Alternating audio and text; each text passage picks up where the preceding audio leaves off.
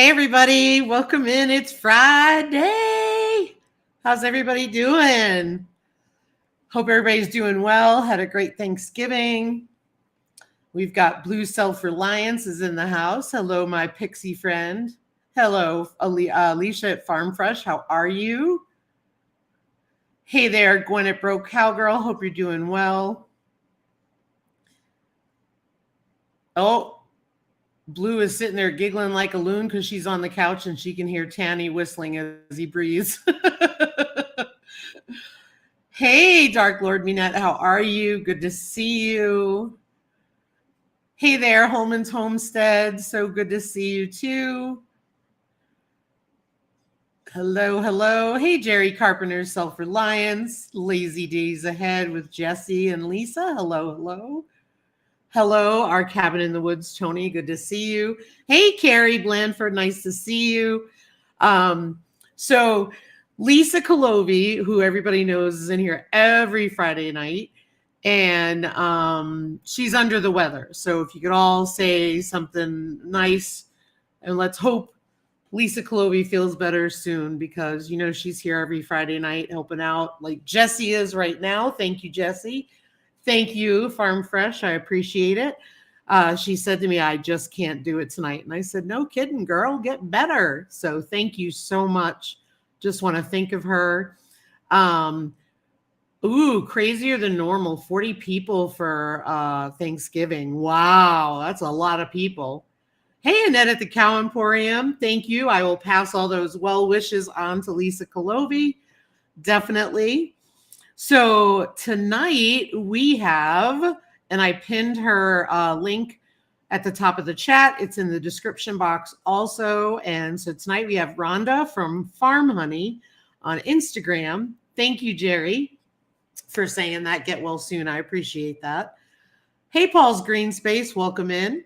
So Rhonda is an Instagram phenom, so everybody loves her, and you want to know why? She's got this infectious smile, this amazing laugh, and a great sense of humor, and she is just taken to this homesteading thing like you wouldn't believe, and I just adore her. So I wanted to bring her on.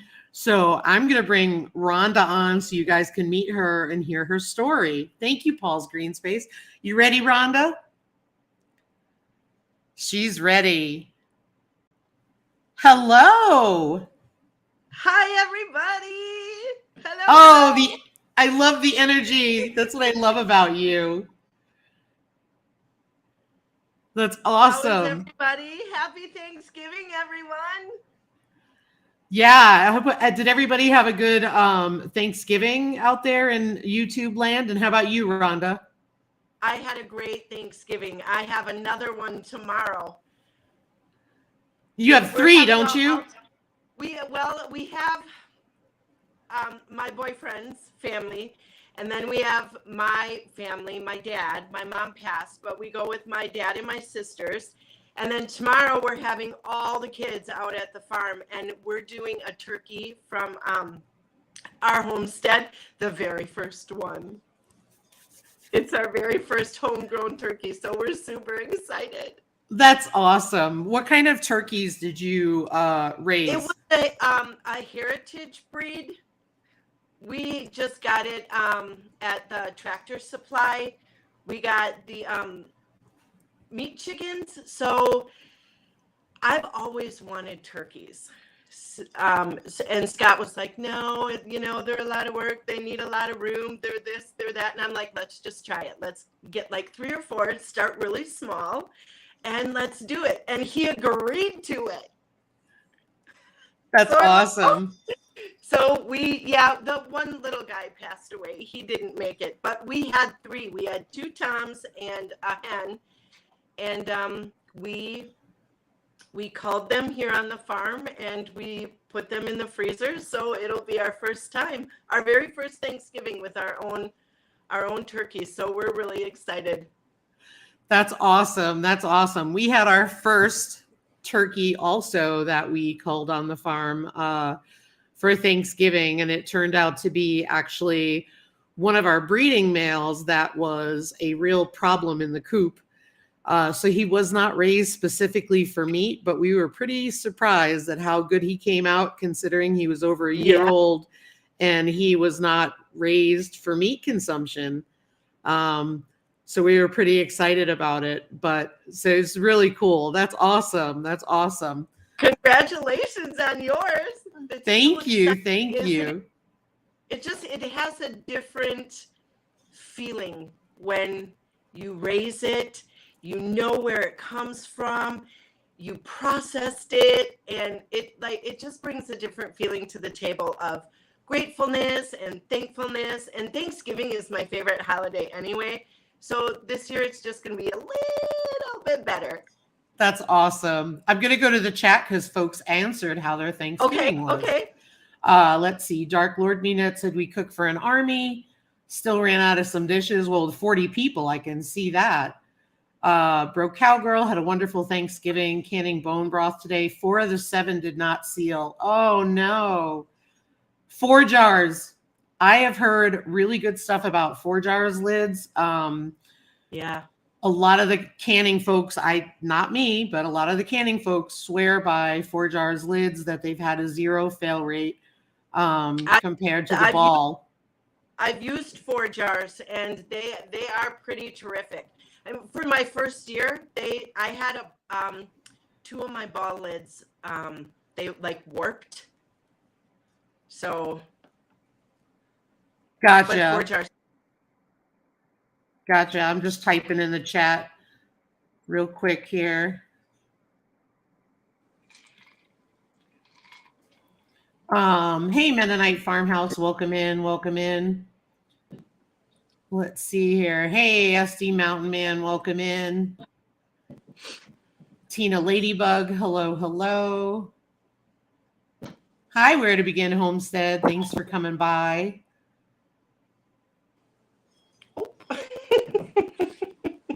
Aw, kitty, kitty.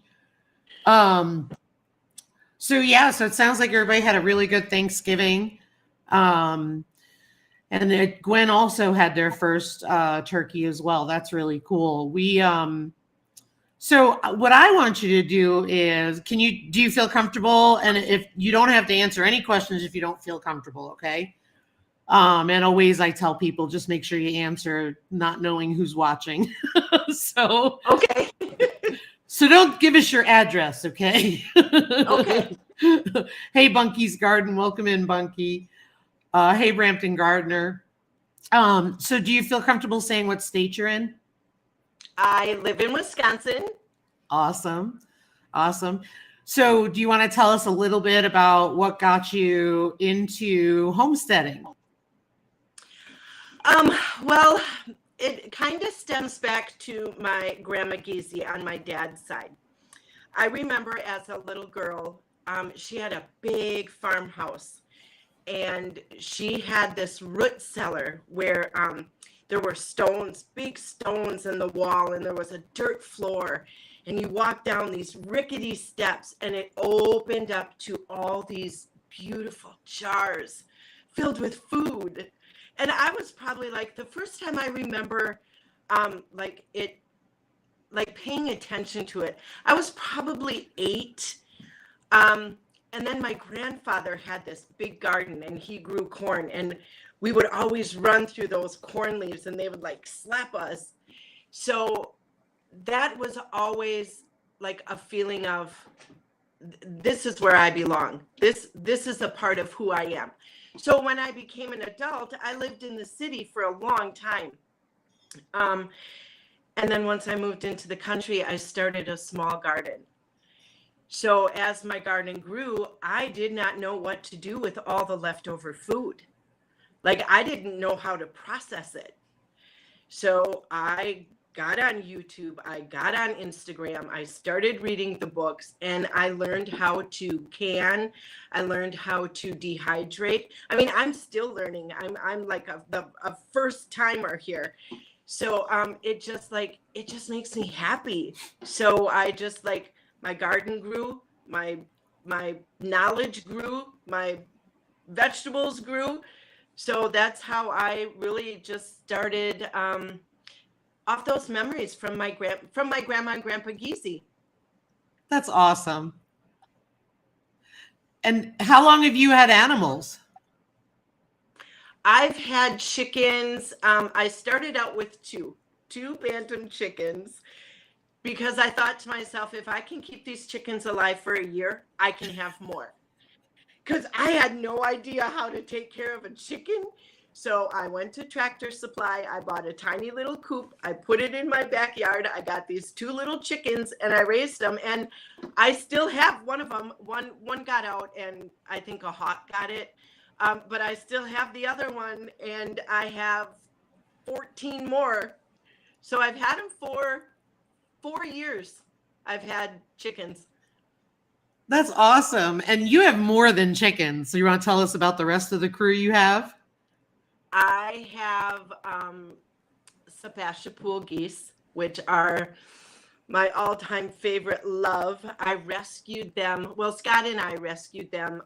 I belong to a farm page on Facebook, and a lady was reaching out. She had open heart surgery, and she was recovering from it.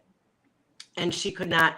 She had ducks and geese and chickens, and she could not care for them anymore. Yeah. So she was asking people. She charged a small fee. She said, "But I will send everything that I have with you."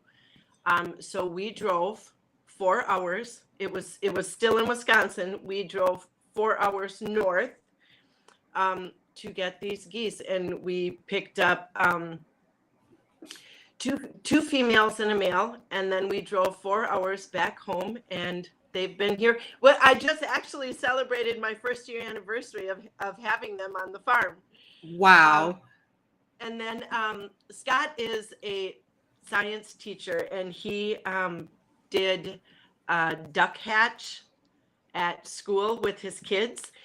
So the ducklings didn't have anywhere to go. So he brought them home in a cardboard box and said, "Here you go, honey."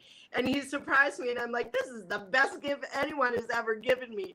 So we have magpie ducks too. And we recently got 5 crested, but three were males, and that was too many males. So we had to cull them. We kept the females. So I have 7 ducks on the farm. Wow. And I have pigeons and quail. Wow. But those are pretty new. Those are pretty what? Those are pretty new. The pigeons we got a Brittany puppy. So we got the pigeons. We're raising them as training for the puppy. Oh, wow. That's really cool. Yeah, so it's fun. I have a lot of animals. I remember when you got the geese.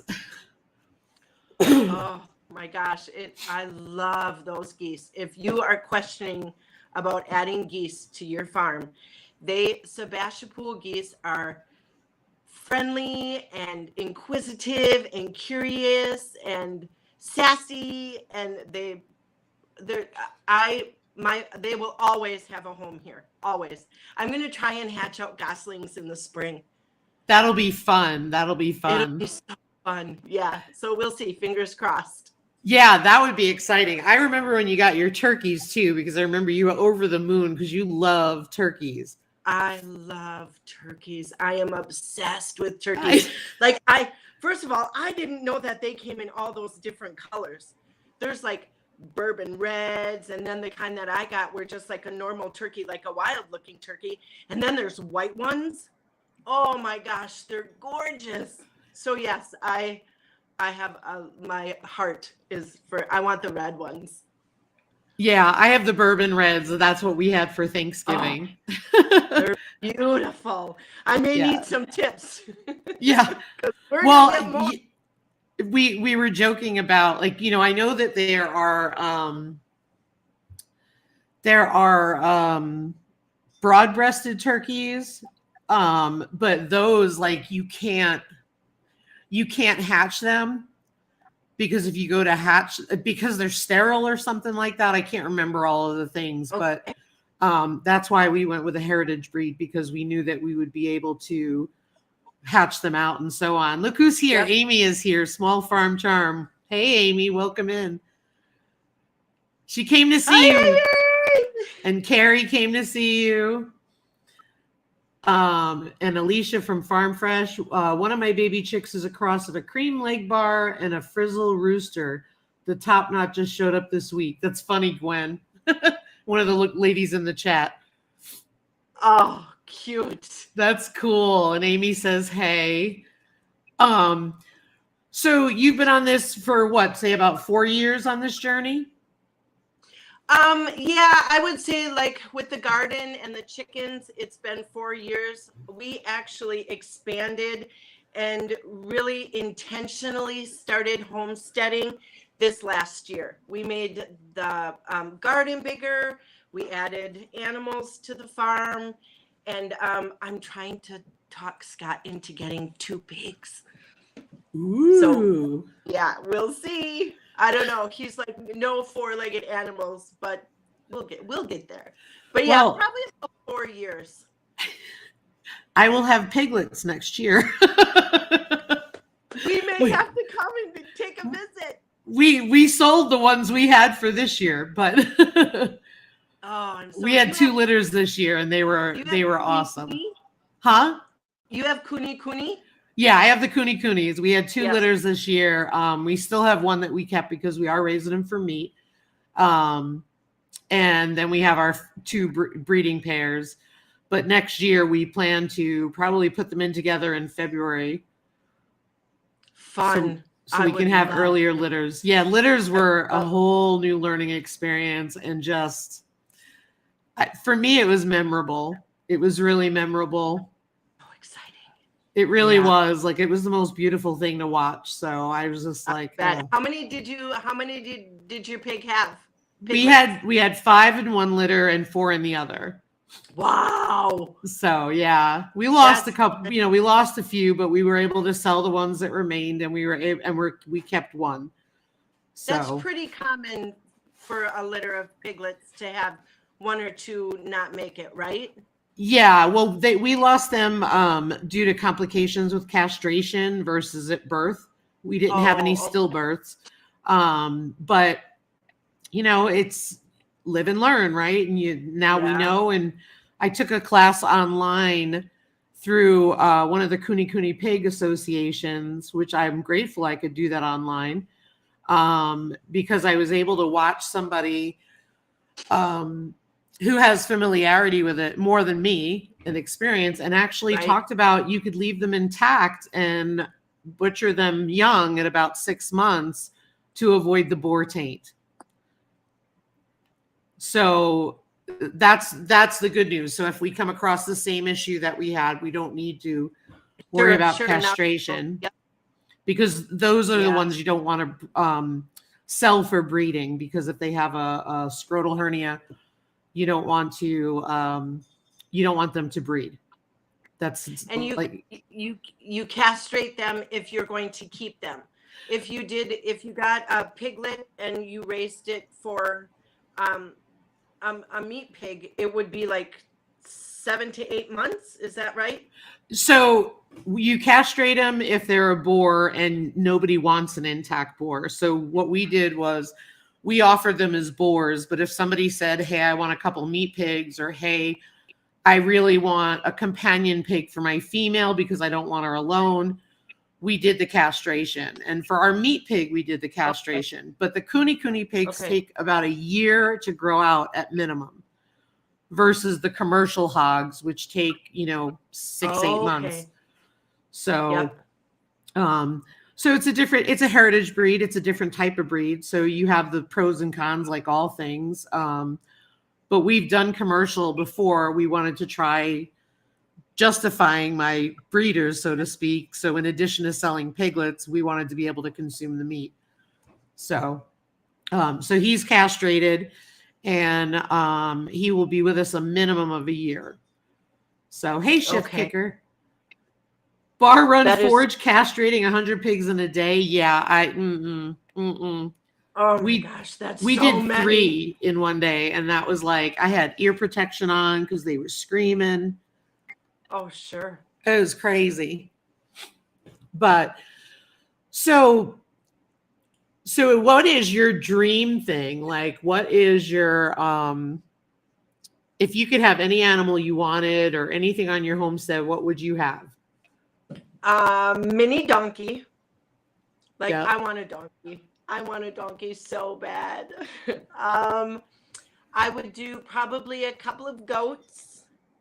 I would do more chickens. I love chickens. They're just I could spend hours with my chickens. More turkeys for sure.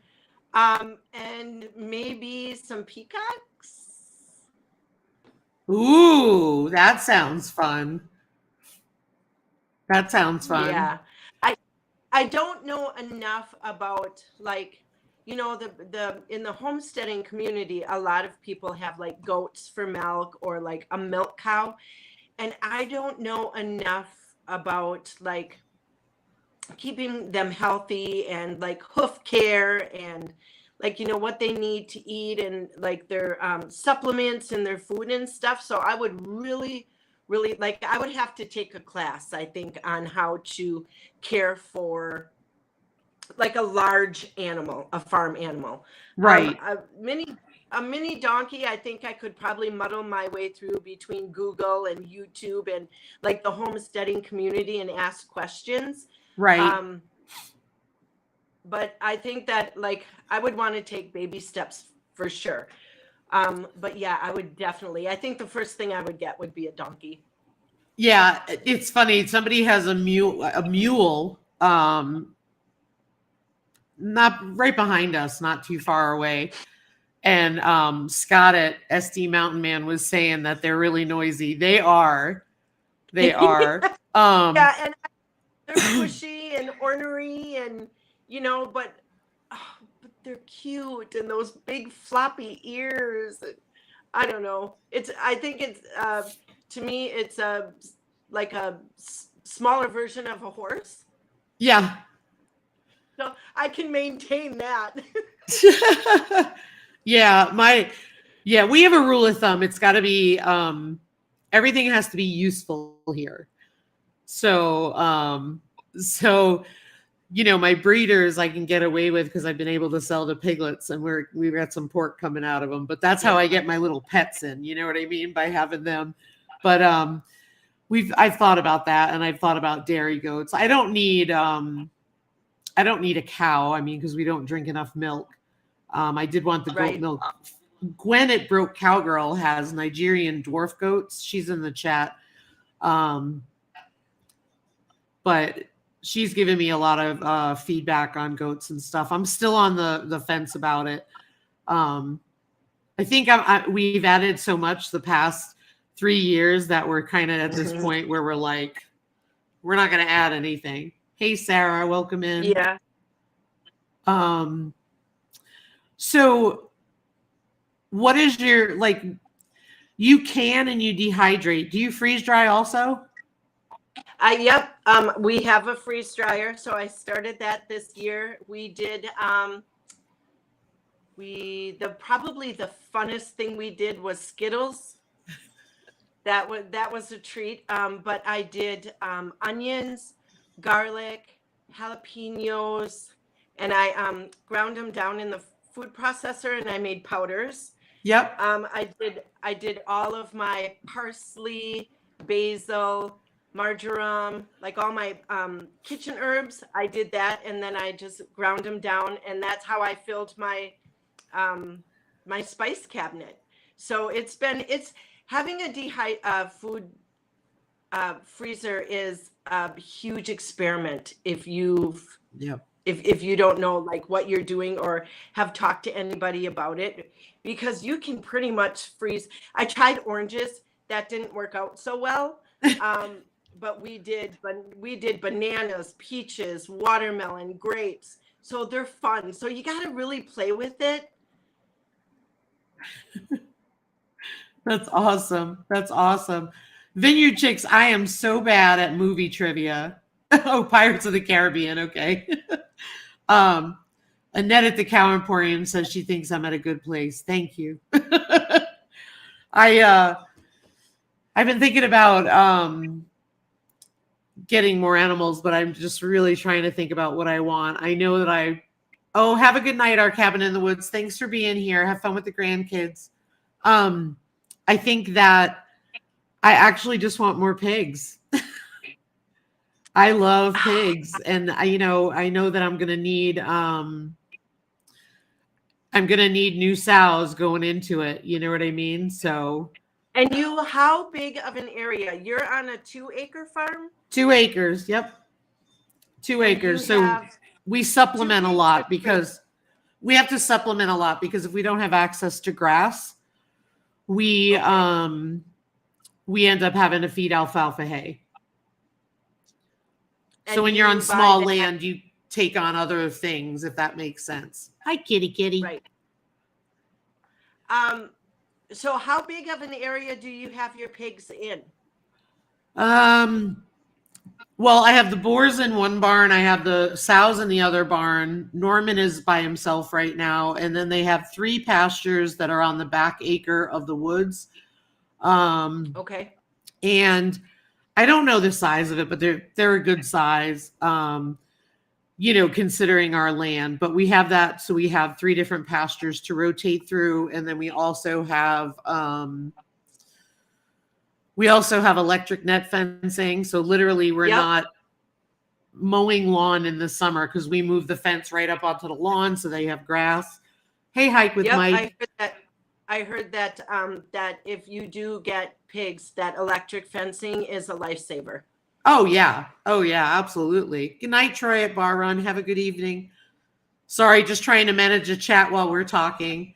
Annette, they can go for several years, especially when you're doing them once a year. She asked how long the sows will breed for. Oh, okay. They'll slow down after a few years, but I don't see me getting rid of those 2 ladies even when they're done breeding, but I don't know. Maybe I will, because the reality of it is I can't keep everybody. But Eleanor was the best mama ever, and Fiona is just a character, so I have to keep her too. Fiona drives me nuts, but watching her eat pumpkins just brings me a lot of joy. She takes a pumpkin in her mouth and runs the other way to make sure nobody else gets it. She wants it all. Yeah, she wants it all. She loves pumpkins. Carrie said get goats. They're so fun. And then Amy asked about the ice cream sandwiches. Have you done the ice cream sandwiches in the freeze dryer? I've done the ice cream sandwiches and they're fun. Like anything with sugar is fun.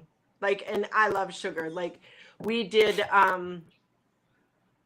grapes were really good, and they strawberries are really good. Yes. The ice cream sandwiches are really good. Peaches are really good. So yeah, any kind of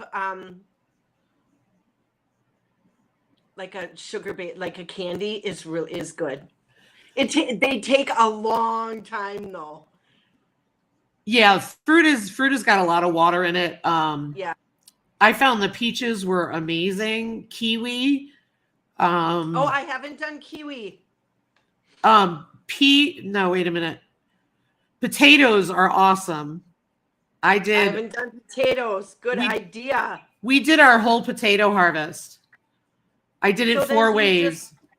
Do you grind it down to make like potato powder and then add water to it? No, I did shredded potatoes, diced potatoes, sliced potatoes, and then mashed potatoes. Oh, I've done eggs. Like that's awesome. I've taken eggs and turned them into powder. Yep. And then you take 2 tablespoons of water and you just like reconstitute them and you throw them in a pan and scramble them. They taste exactly the same. Like you would never know that they were in the freeze dryer. That's so wild. Yeah, that's what I love about it. And it doesn't take a lot of water to reconstitute either. Not at all. Good night, Doug. Have a good evening. Thanks for being here, Holmans. Let's see. What else did I want to... I wanted to ask you about your harvest, your gardening harvest, because it seemed to me like you had a ton of stuff. Do you have any idea how much you grew? We probably got, I would say, I mean, for us, we probably got 80 pounds of tomatoes. I did a lot of, I think 4 or 5 different variety of tomatoes. Yeah. We had zucchini and summer squash. I didn't weigh that, but I would say that we probably had about 50 pounds with the 2 plants. I planted one zucchini, one summer squash, and I planted them right next to each other, and they flourished. Wow. I did pickling cucumbers for the first time this year, and I made pickles, and I got 4 quarts. So I didn't think that was bad for my first time. It was excellent.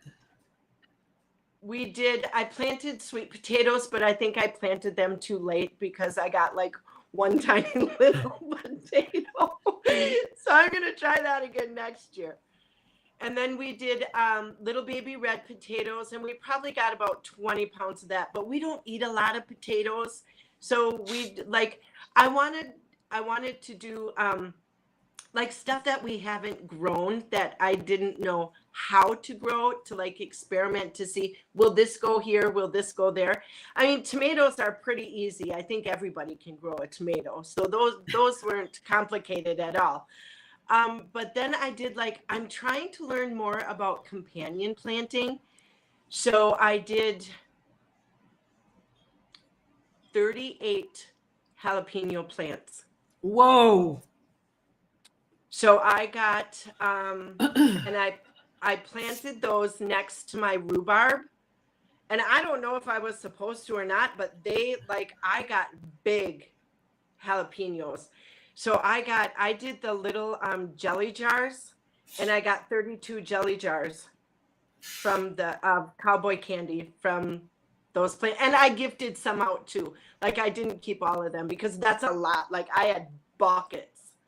Wow. So I didn't write anything down or like weigh anything this year, but I think next year I will really start keeping track of like what I want to process, because now that I'm learning how to can more, I want to kind of do more like green beans, and pole beans, we had 15 quarts. Wow. And then I also threw some in the freezer, and I think I have probably like in a bag that size, I probably have 8 of them. Wow. Yeah, I didn't weigh anything, and I should have, being my first time, I was more focused on, okay, I'm going to grow this food and I'm going to process this food. And then, in the interim, you learn like, okay, I should be weighing this. I should be keeping count. And I didn't do that. So next year I will like have a farm log or a gardening log. Yep. Where I now like keep track of like what variety did really well and what variety didn't do well. So I'm still in the learning process. So if anybody has any tips or little hints or like what they do to keep track of all that, I am wide open for feedback on that. Gwen said, weigh everything you produce. It'll surprise you. She did this year and she was shocked at the total. And I know a lot of people will tell you to, right after the garden season, to write down, what did well, what didn't, what kind of year it was. Was it hot? Was it cold? Was it rainy? And all that kind of stuff. Good night, Bunky's Garden. Excuse me. Yeah. But that's it. I think it's easy to forget to do that. Well, I got so caught up in, because the year prior I had so much stuff, and I ended up either putting it to the compost or feeding it to the chickens. Yeah. So that this year I was like, okay, I'm going to plant all this stuff and I'm going to process it. Like I'm going to put it on my shelves. So that's really where my focus was. So I didn't, like in the interim of filling my Nesco with tomatoes. I'm like, wow, I wonder how many tomatoes this is. So Yeah. I kind of thought, like hindsight being 2020, had I known then, but I will definitely, like a farm journal, or like you said, like track the weather and the patterns of what grew well and what didn't grow well. So I Excuse will me. definitely do that more intentionally next year. But this year I just really wanted to process what I grew. I didn't care how much I grew. I just wanted to be able to take care of it. And Yeah. I accomplished it. So yeah, but definitely next year. I will keep a journal next year. Yeah, absolutely. I mean, it's just about changing your habits and stuff like that. And Dark Lord Net says, you get too busy to remember, write it down. It's true. And I mean, I know I need to track things better. And that's one of the goals I have for myself is tracking feed better and tracking that kind of stuff. I mean, I have it in my head, but sometimes your head's not always accurate. You know what I mean? Right. Right. Yeah. So, Yes. oh, no worries, Charlie. Thanks for being here. Yeah, it's a great idea to keep a log. My grandpa always did. Rain, heat, etc. is what South Dakota SD Oh, Mountain Man said. I would But love to read some of those old farmer logs that the yeah, farmers would, take little notes, just to like come across that. How interesting would that be, just to learn, so much information of, following the weather patterns and stuff that just has died away with that generation. yep, Like my grandma and grandpa, they're both gone. So I would love to pick my grandpa's head and say, why did you plant corn like that? And why did you put your peppers here? Because there's a method to the madness of it. yeah.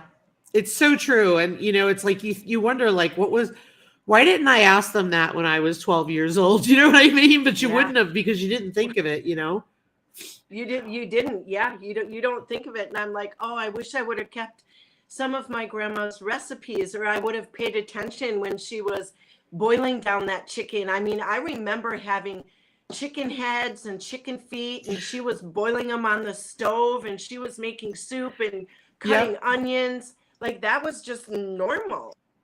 Yeah. Now I Yep. would love that recipe because I have chicken heads and chicken feet in my freezer and I don't know what to do with them. Exactly. Exactly. Um Yeah, it's so true. Annette was like, from the Cow Emporium says, experience from the past is gold. It's so true.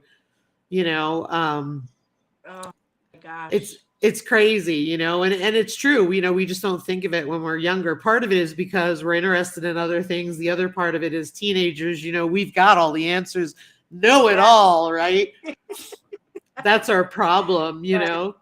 Um, I know that for us, that's what we did some different things with the greenhouse. And it was funny. I was laughing when you said earlier about the tomatoes. You were like, oh, that's pretty straightforward. Tomatoes are like a nightmare for me to grow here.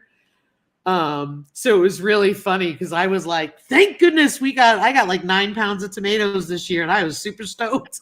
Really? Well, Yeah. I suppose they are. Like, well, in Wisconsin, the summers are super warm. So when you plant them after your first frost, we have a lot of time. But I guess in a different climate, I don't think of that because I don't live in a different climate. I live in Wisconsin. What So yeah, what zone are you in? I'm in 5B. And how long is your growing season? I would say probably 200 to 230 days. Wow, that's awesome. Yeah, ours is It about 67 days. really? Yeah. Wow. So you Yeah. got to start your seedlings early. I started my tomatoes in the house in March under grow lights, and they Okay. didn't Yep. go out until June because our last frost is usually by June 11th. Hey, Andale. And so we had the greenhouse, but the greenhouse is the reason why we had Yeah. ripened tomatoes. Otherwise, we Sure. would have green tomatoes frozen. Yeah. So We it's had an crazy. early frost this year. Did you? So it shortened like the cabbage growing and I had some beets in and some carrots in, and that frost just kind of wiped them out. Yeah. But normally we have I would say between 120 to a solid 180 of growing. I can plant by Memorial Day, I can have stuff in, and it can go almost all the way till Halloween. Oh, wow. So I can definitely get like corn. I can get 2 crops for sure. That's awesome. Yeah. Yeah. For us, it seems to be elevation too, because our elevation, we're over 5,300 feet. So we get a lot of, we tend to get weather that is different than what the weather is predicted. If that makes sense. I bet. Yeah. So they'll say it's raining and it's raining in town, or they'll say it's raining and it's raining in town and it's snowing at my house. Yes. It's weird. It's just weird. I'm sure it's like a microclimate too. But you grew a lot of stuff. I mean, I was like super impressed with all that you grew this year. I couldn't believe it. Yeah, I did it with intention of, like, I did my homework of, okay, if I grow all of this zucchini, how am I going to process it? If I grow all of these jalapenos, how am I going to process it? And, somewhere along the line in this homesteading community, somebody once said, grow what you're going to eat. Because I was like, oh, I'm going to grow broccoli and I'm going to grow cauliflower and I'm going to grow all this stuff. Well, I don't necessarily eat all of that stuff. I was going to grow it just to grow it, to see if I could grow it. And they're like, grow what you eat, because if you grow what you eat, you'll process it, you'll preserve it, you'll eat it. And I'm like, it was like I had a light bulb moment. Like, yeah, that's right. Because that's why you grow to eat. So that was like a huge eye opener for me. So I planted a bunch of tomatoes because I made tomato juice, pizza sauce, spaghetti sauce, barbecue sauce. Like, you can make a ton of stuff with tomatoes. So that's what I did. And then with the jalapenos, and you make those little jelly jars filled with cowboy candy, and they make great gifts. Yeah. So I gave out, like for Thanksgiving, we did a little basket, and for Christmas, we're going to do, you have some honey, and you do some like little jelly, and you do a little bit of maple syrup. And I would love having a gift like that. Yeah. So me too. that's why I did so much of it, because I knew that I wanted to share it. And the Vineyard Chick says, and if you eat it quick enough, you don't have to process it.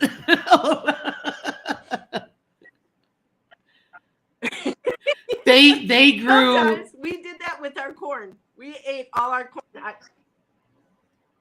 Well, those girls grew thousands of pounds of food last year when they were in Shed Wars on YouTube. And they just, like, I could not believe what they grew, but they processed it all too. So it's amazing what you grow. Wow. It's amazing. So cool. I would love to watch that. They're really incredible. So you also have bees, don't you?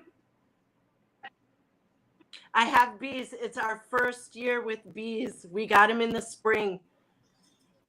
That's awesome. That's awesome. So you have so much going on. Crossed. We the reason I got bees, I didn't get it for the honey, because we don't eat a ton of honey.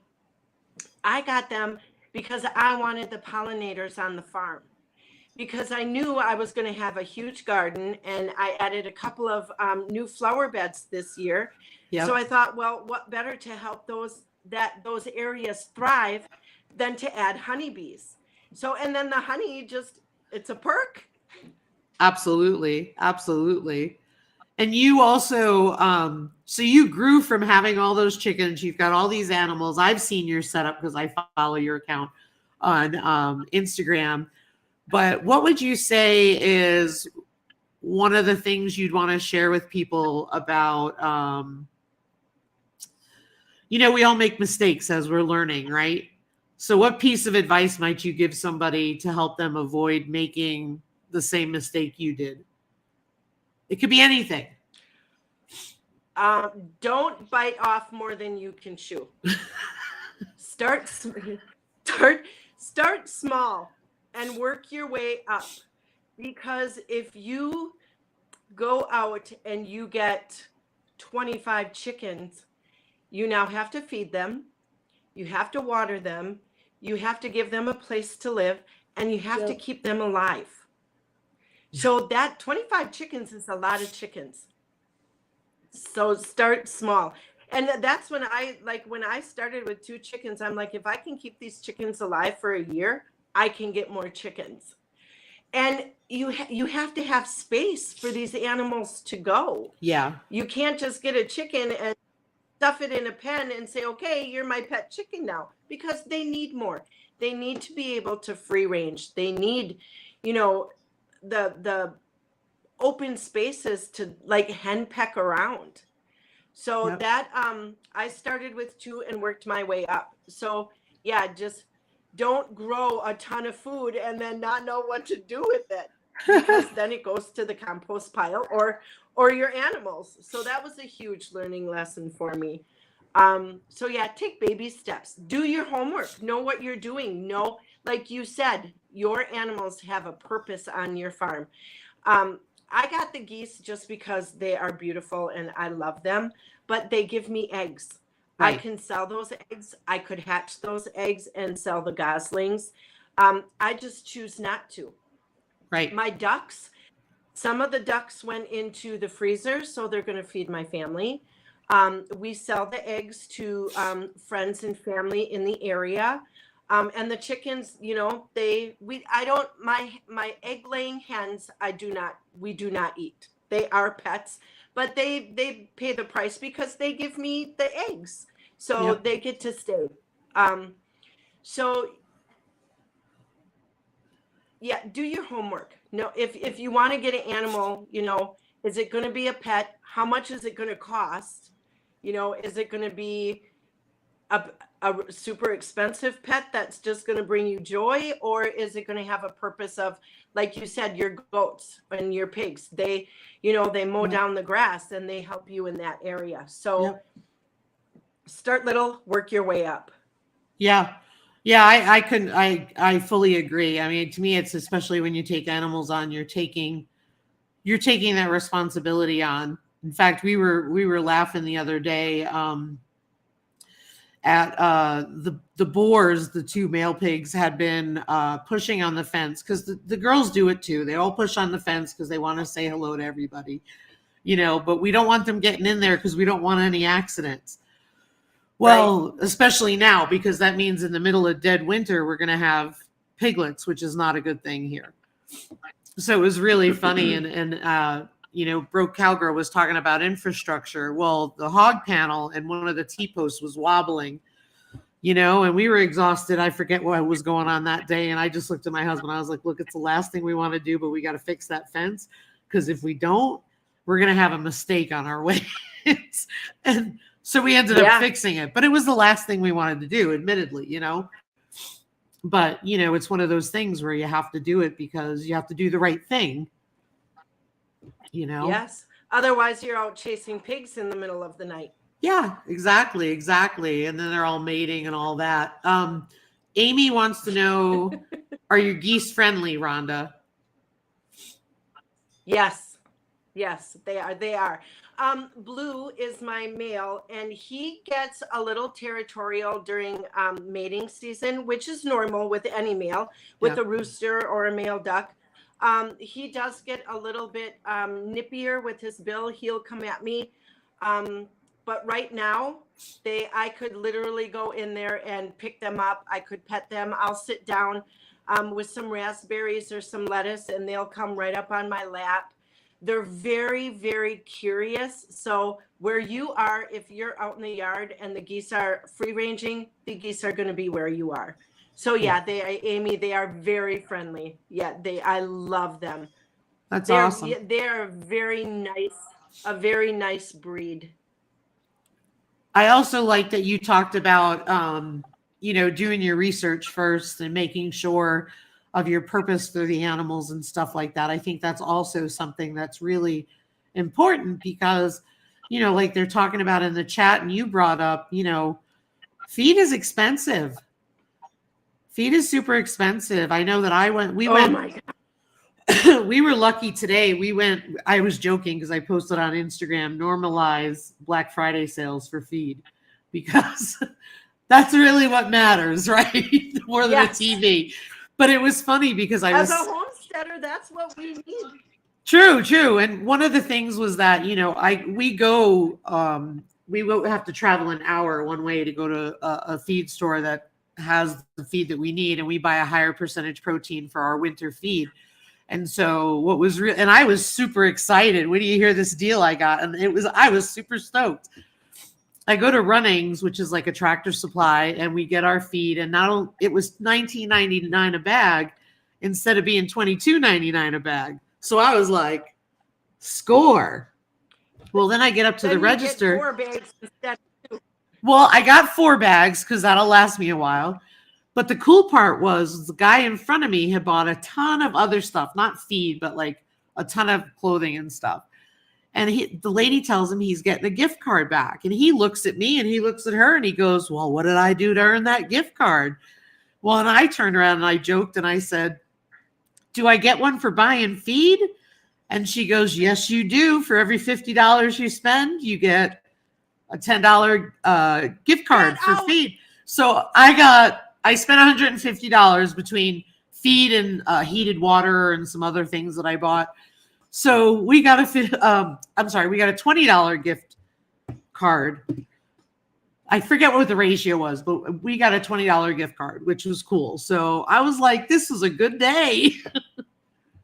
That's awesome. Yeah. And I mean, it's not another bag of feed. Exactly. I turned around, I said to her, I was like, do you have a pallet of pig feed in the back? Because I will take that too. And it turns out they were doing that deal. Well, they were doing that deal until noon, and this was like almost 12:30, and they, for some reason, decided to extend it. I had no idea about it because I don't get the flyers for those stores. Sure, I just happened to be in there. Awesome. So yeah, definitely a win on your end. Absolutely. I was like, woohoo. But yeah, so it works out good. It's worth it. I get to go from one store to the other. We have Tractor Supply, Runnings, and Fleet Farm. So we have to do all 3 because one has the pellets, one has the cheaper this feed, one has the higher protein, which is crazy. So that's so funny that you say that because we do the same. We do Tractor Supply and Fleet Farm. We go in between the 2 because of the products that they sell. Yep. I will not use crumble. A lot of people will use crumble. I will not use it because I find that my chickens and my turkeys throw it everywhere and they're not eating it as much. So it's funny. Other people buy crumble. Do you find that it turns to like powder faster? Yep. And they don't eat the powder. Mine don't. No, they don't eat the powder. Yeah. I suppose could we wet it and then like pour it over the pellets like the fermented? I've never tried that fermented chicken food, but I'm really interested in learning how to do that. Yeah, I mean, I'm sure you could ferment it, but I mean, you're just not going to get the mass that you get with the other stuff. I find that the pellets, right. There's a lot less waste. And we end up doing pellets. We don't buy anything from Tractor Supply because our Tractor Supply only has the name brand like Nutrana and Purina, and they're like $5 more a bag. Yep. So we do Country Companion. And we also do Sprouts, which is Fleet Farm's brand. Yep, Sprouts. I've done Sprouts with the chicken food. Yep. Let's see here. I just want to look here. Mine weighs so much of the crumbles, we only use pellets. Yep, that's what Amy said. Yeah, because sometimes I can't get pellets and I have to buy crumbles. And when I use the crumbles, it's like I go through it in half the time. That's the part I have a hard time with. Yeah, I agree. What do you think is the worst part of homesteading for you? Because we all have something we don't like to do, but we know we need to do it.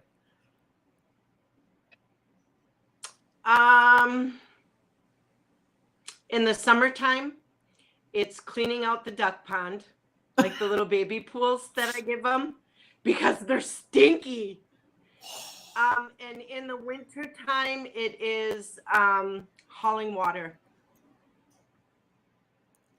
I have to agree with the winter water saga. That is Hauling hard. water is, like I do my stories in the morning on Instagram, and I tell them, listen, I'm hauling water, so if I'm huffing and puffing, just bear with me, because this girl is out of weight and this thing is heavy. So yeah, I don't pull it like a dummy. I don't put it in a wagon and truck myself. I just grab it and go. Yep. Absolutely. So yeah, those the two yeah would be that. Summertime is cleaning the pool. Wintertime hauling water. That makes sense. I totally get that. SD Mountain Man said mine is going to work to afford doing what we do. Yes. Yes. That's why we all have full-time jobs. I know for me, one of the things that I've enjoyed is having the heated waters for everybody, because that makes it a lot easier. And I don't have ducks or geese, and I know that whole saga with them.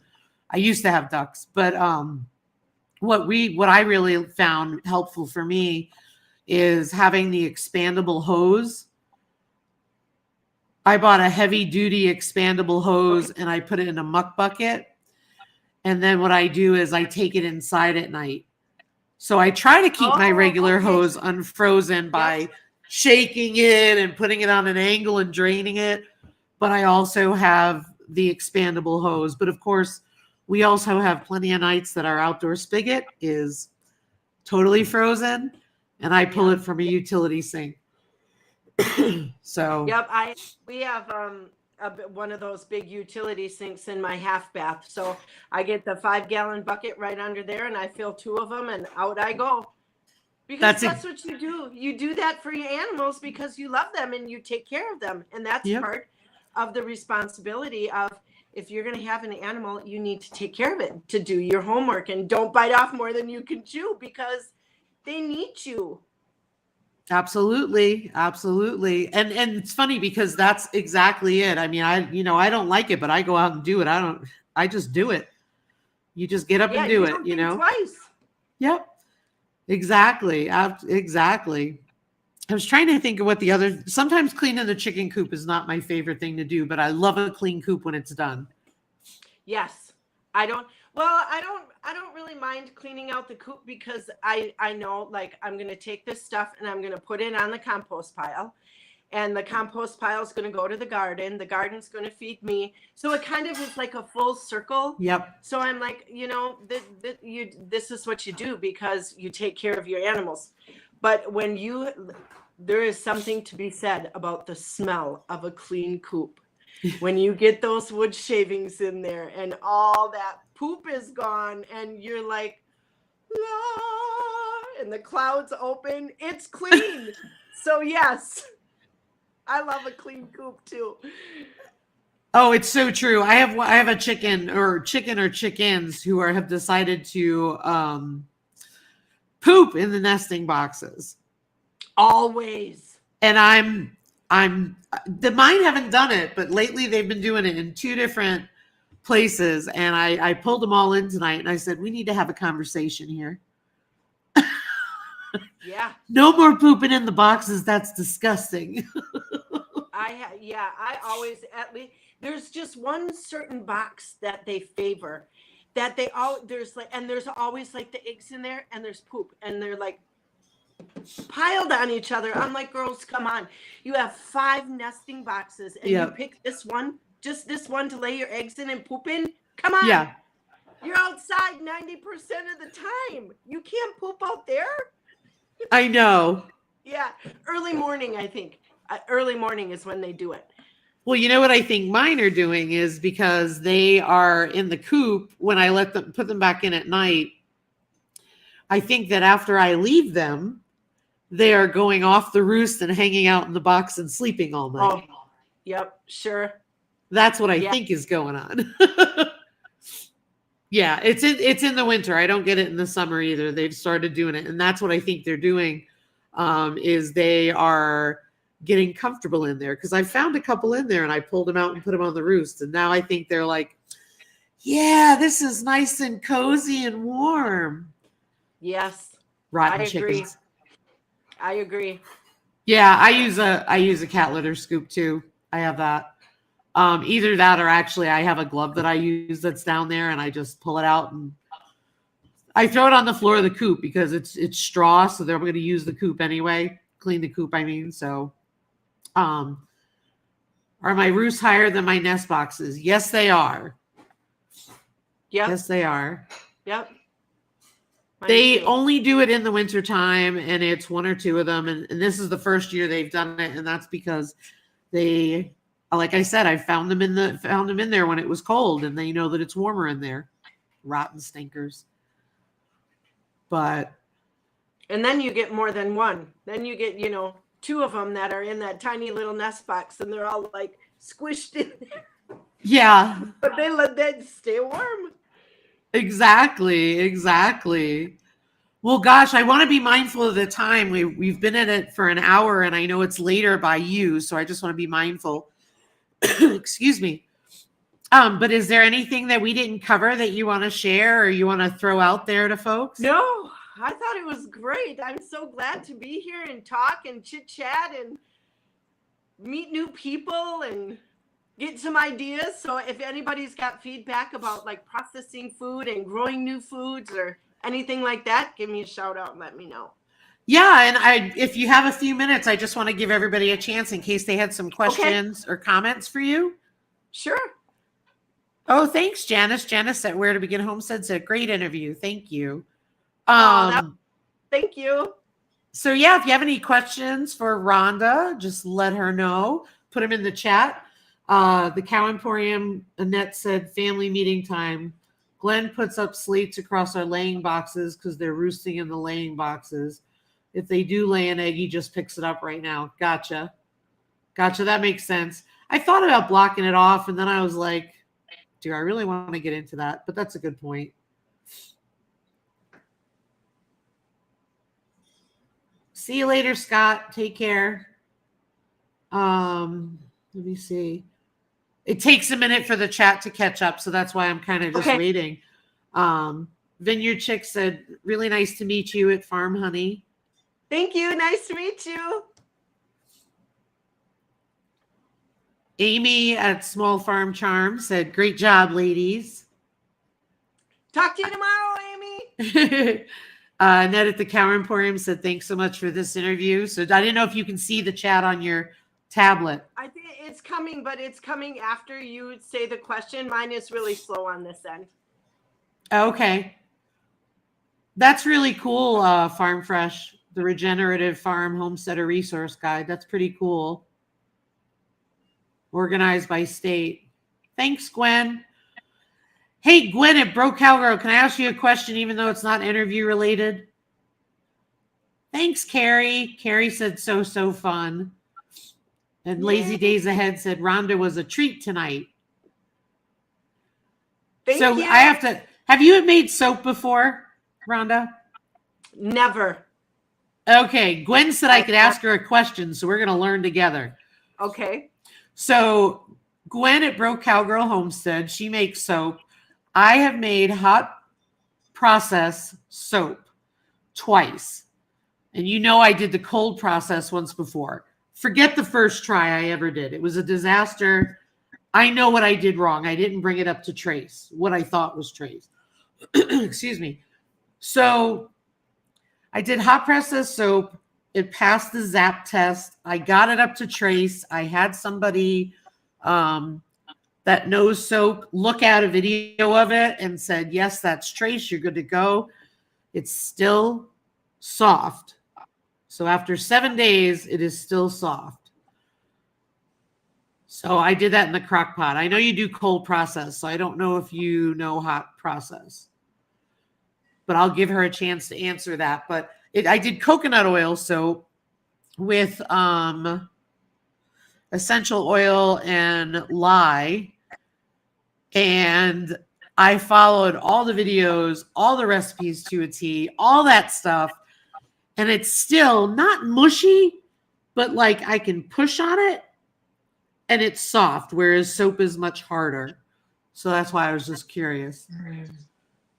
Amy wants to do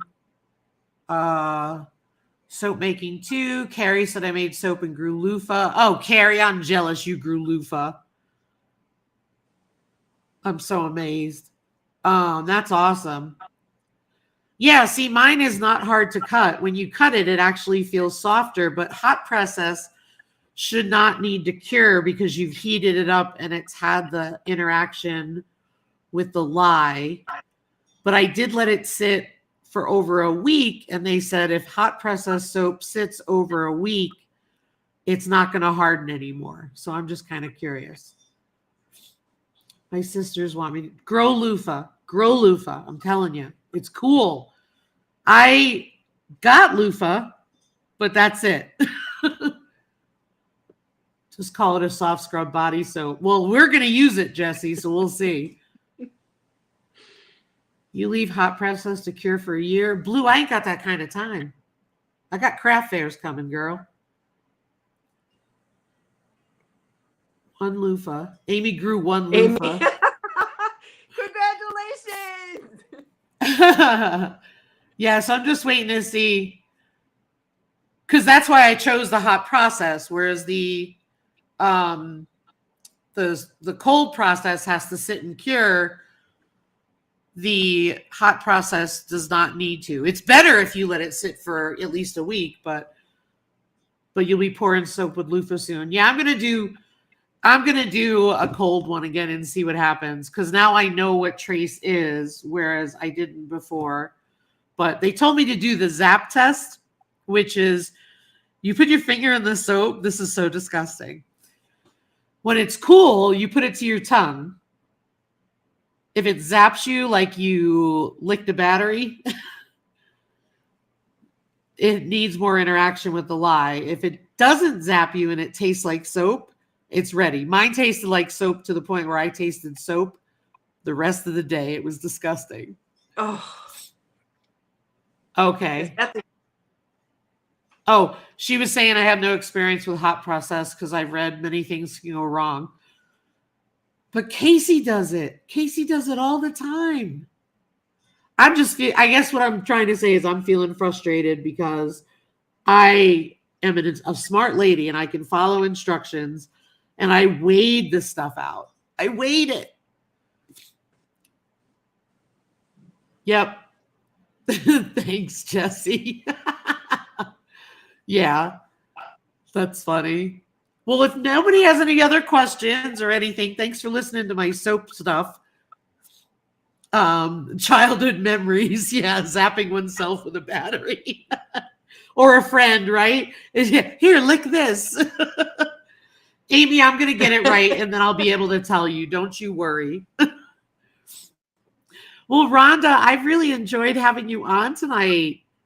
I had so much fun. Thank you, thank you, thank you for inviting me. Oh, thanks for being here. I really appreciate it. I love having your positive energy here.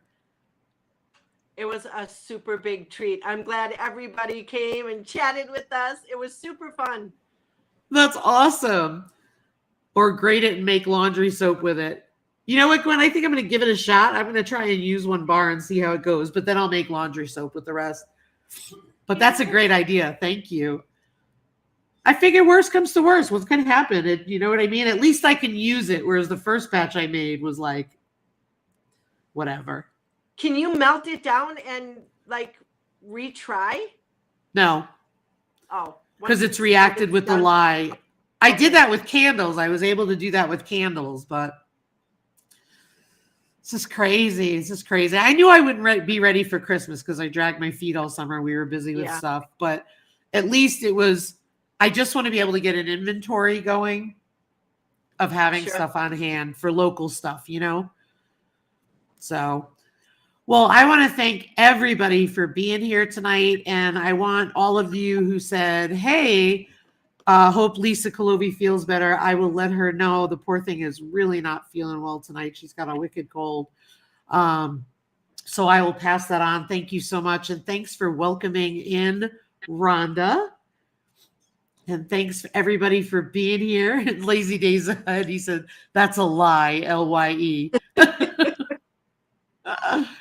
Well, guys, thanks so much for being here. And Rhonda, I'm going to end the live, but hang tight for just a minute, okay? Okay. All right. Bye, everybody. Thank you. Bye, everybody. Thanks for being here. We'll see you next week. And I will have the giveaway video. Excuse me, I got all rumbly there. I will have the giveaway video for the Holiday Blessing 22 out by Sunday. So stay tuned for that. We'll announce the winner. So take care, everybody. Have a great weekend and enjoy. See you guys next week. Bye. Thank you.